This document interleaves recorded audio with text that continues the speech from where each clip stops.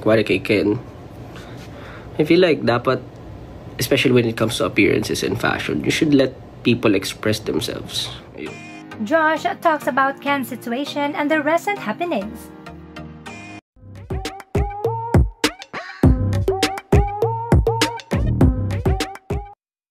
Una sa lahat, thank you Josh for openly talking about what happened and for the kind words na sana matutunan nating lahat. Of course, this is just me. I can't speak for my groupmates, hindi ako sila. But it's not the first time na nangyari yung mga ganyan. Hindi ko naman din kontrolado yung mga preferences, but I feel like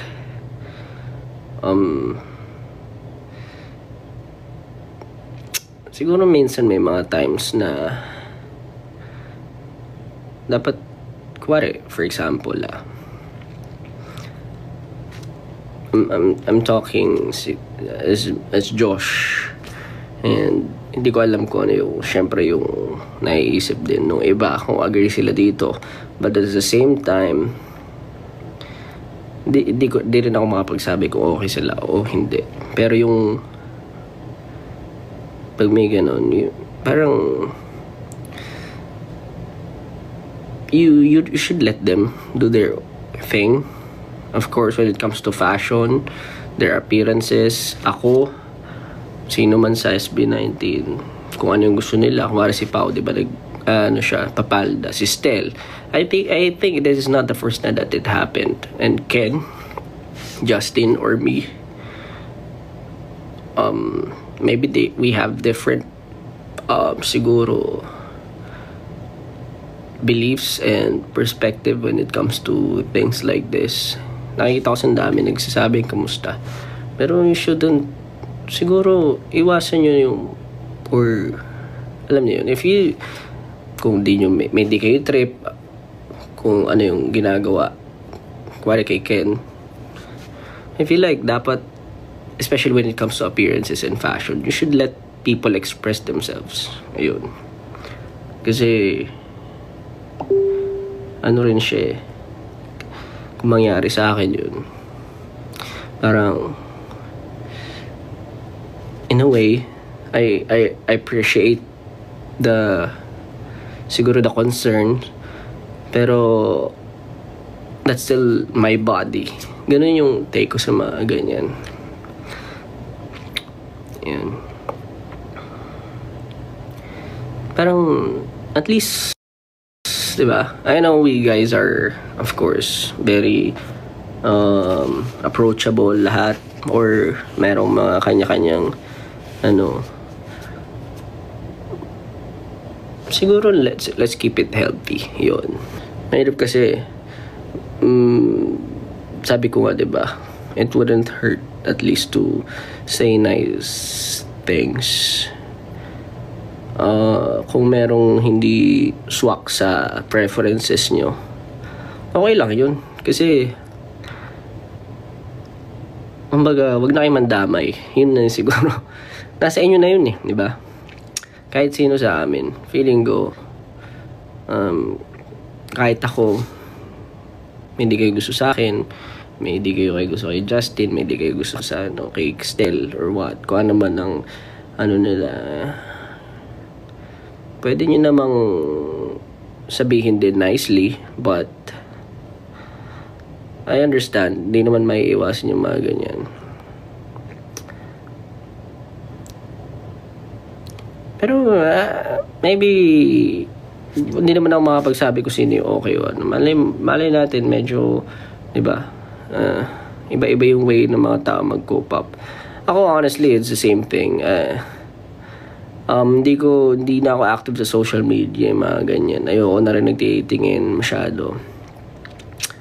And most probably because I'm busy, and diba, I have a lot of stuff to do. Kaysa sayangin ko yung oras ko magbasa ng negative stuff. Pero may mga dadaan pa rin minsan, may mga di ka may iwasan. Pero dapat siguro kahit pa paano, di ba? Especially with what we do. kung wala naman kaming natatapakan, lahat naman ginagawa lang yung thing nila. Kung sabihin natin specifically for Ken, diba? Wala naman siyang sinasagasaan.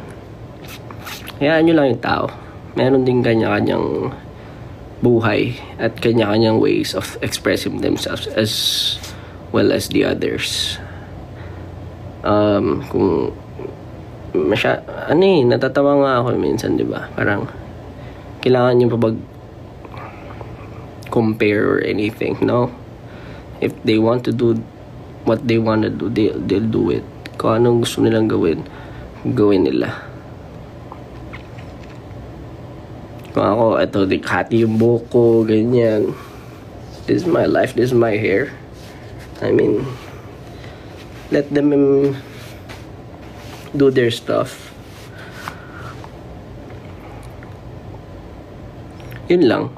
And I'm not saying everyone, but maybe huwag kayong magsabihan ng mga, I feel like learn to reflect. Everyone should learn to reflect. If you feel like may mga nasabi rin kayo hindi maganda sa other people, baka hindi nyo alam, diba? Hindi rin nakakaganda yung mga ganun.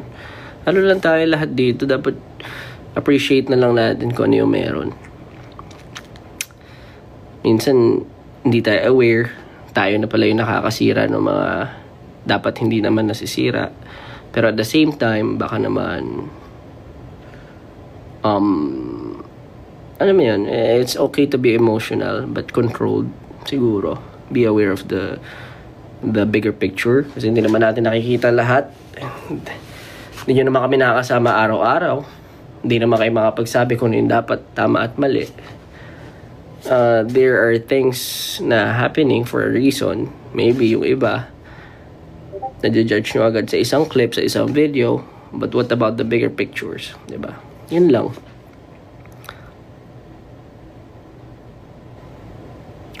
Hindi nyo dapat i-judge sa ganun. Masyadong mababaw. Well, that's my take. Especially, parang may nakita rin ako kay Stel before, mga ganun, or kay Pao, diba? Or even sa lahat, feeling ko naman lahat kami, di lang naman ito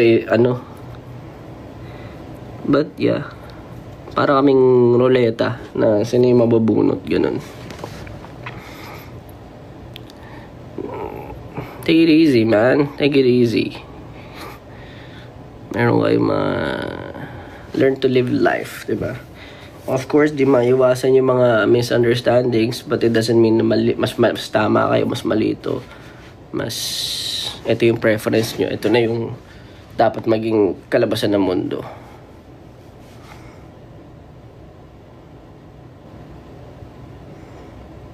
But ayun, good vibes.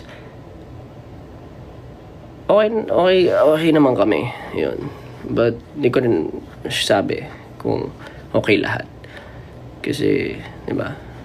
Kanya-kanyang battles yan.